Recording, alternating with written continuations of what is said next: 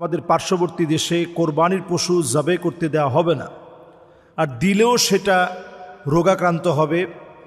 আসলে ভারতের মুসলমান এখন কি করবে? আমি এক্ষেত্রে একটা পরিষ্কার কথা বলি যে গরুর গোশত আমাদের খেতেই হবে, কোরবানি দিতেই হবে, অথবা কোরবানি শুধু গরু দিয়ে দিতে হবে, এটা আপনি কোথায় পেলেন? যদি সেইখানে এই আইনটা করে, আমি বলবো ফাইনালি আপনারা এই আইনটা করেন, চূড়ান্তভাবে আপনারা এটা আইনানুগ ব্যবস্থা নিয়ে এটাকে চূড়ান্তভাবে বন্ধ করে দেন। মিডল ইস্টের যে দেশগুলো থেকে গরুর গোশত রপ্তানি হয়, হাজার হাজার কোটি মার্কিন ডলার এই খাত থেকে অর্জন করে ভারত। আর হাজার কোটি মার্কিন ডলার শুধুমাত্র গরুর গোশত রপ্তানি করে, এবং সেইখানে মুসলমানদেরকে ধোঁকা দেওয়ার জন্য তারা আছে আল আকবর। আল আকবর নাম দিয়ে তারা কিন্তু মুসলমান বোঝাচ্ছে, আকবরিয়া ট্রেডিং নাম দিয়ে তারা কিন্তু মুসলমান বোঝাচ্ছে, অথবা বিভিন্ন সময় তারা বিভিন্ন নাম দিয়ে আল আকবরিয়া মিট, এই গোশত আল আকবরিয়া বলে তারা মুসলমানদেরকে ধোঁকা দিচ্ছে। তারা বলতেছে ওইখানে আমরা জাবে করার জন্য মুসলমানদেরকে রেখেছি, যারা জাবে করে বিসমিল্লাহ বলে। তো তারা সারা বিশ্বময় তাদের যে গোমাতা আছে, সেই গোমাতাকে বিশ্বময় তাদের হিন্দুরা কিন্তু প্রমোট করছে। গোমাতাকে হিন্দুরাই সারা বাড়ায় দিচ্ছে, কোটি কোটি মার্কিন ডলার তারা অর্জন করছে।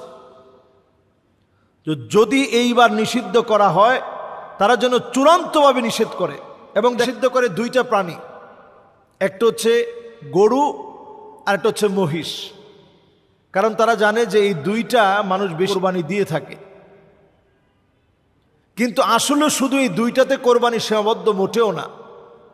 কেউ যদি ছাগল দিয়ে কোরবানি, সুবিধা নেই। নবীজি সাল্লাল্লাহু আলাইহি সাল্লাম বিকাবাশাইনি আমলাহাইনি, নবীজি সাল্লাল্লাহু আলাইহি সাল্লাম সবসময় তো কাবাস নাদুস ছাগল দিয়ে, বকরি দিয়ে নবীজি সাল্লাল্লাহু আলাইহি সাল্লাম কোরবানি দিতেন।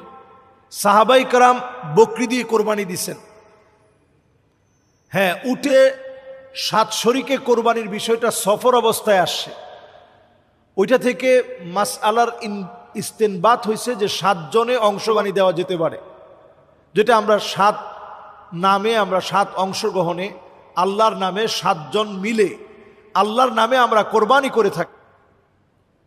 তো প্রিয় ভাইরা আমার, এই জন্য আমরা আমাদের পার্শ্ববর্তী মুসলমানদের জন্য বলবো যে আপনারা কোরবানি দেন। এই আইন বলবৎ করার কথা বলেন, যে এটা শুধুমাত্র কোরবানি আসলেই প্রত্যেক বছর কেন এই আইন হয়, অথচ তারা সারা বিশ্বময় তারা গরুর গোশতগুলো সাপ্লায়ার হিসাবে ভারতের নাম, কিন্তু কোরবানি আসলেই তারা তখন মুসলমানদেরকে কোরবানি দিতে চায় না, এবং কোরবানি দিতে নানা রকমের করে। সুতরাং এবার এটাতে সোচ্চার হওয়া উচিত।